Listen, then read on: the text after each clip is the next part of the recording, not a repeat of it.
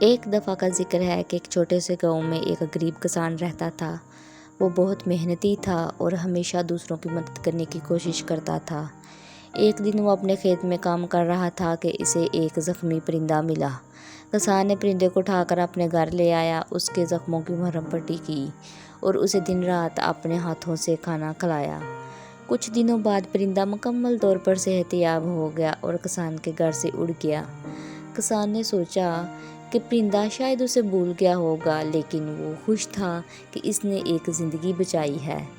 ایک دن جب کسان اپنے کھیت میں کام کر رہا تھا تو وہی پرندہ واپس آیا اور اپنی چونچ میں ایک چمکتا ہوا سکہ لے کر آیا۔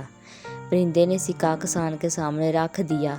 کسان نے سوچا کہ شاید یہ کوئی اتفاق ہے، لیکن اگلے دن وہی پرندہ پھر سے آیا اور ایک اور سکہ لے کر آیا۔ اس طرح پرندہ روزانہ کسان کے لیے سکہ لے کر آنے لگا۔ کسان نے جلد ہی کافی زیادہ دولت اکٹھی کر لی اور اپنے گاؤں میں سب سے امیر آدمی بن گیا۔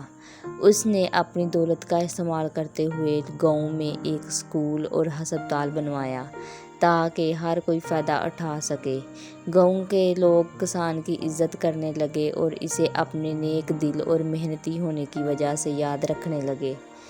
اس کہانی سے ہمیں کیا سبق ملتا ہے کہ نیکی کا صلہ ہمیشہ ملتا ہے، چاہے وہ کسی بھی صورت میں ہو۔ ایک جنگل میں ایک خونخوار شیر رہتا تھا۔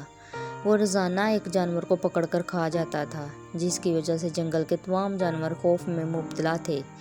ایک دن جنگل کے تمام جانوروں نے مل کر فیصلہ کیا کہ وہ باری باری شیر کے پاس جائیں گے تاکہ شیر کسی اور جانور کو نہ مارے اور جنگل میں امن قائم رہے۔ ہر دن ایک جانور شیر کے پاس جاتا اور شیر اسے کھا جاتا۔ ایک دن خرگوش کی باری آئی۔ خرگوش بہت چالاک تھا اور اس نے شیر کو سبق سکھانے کا فیصلہ کیا۔ خرگوش جان بوجھ کر دیر سے شیر کے پاس پہنچا۔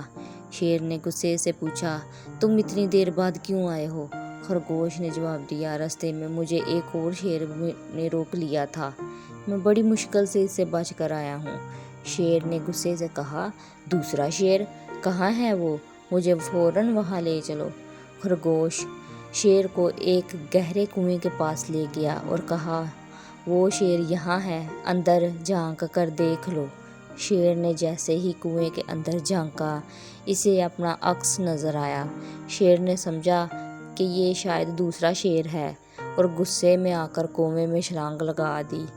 شیر کنویں میں ڈوب کر مر گیا اور جنگل کے سب جانور خرگوش کی عقل مندی سے خوش ہوئے۔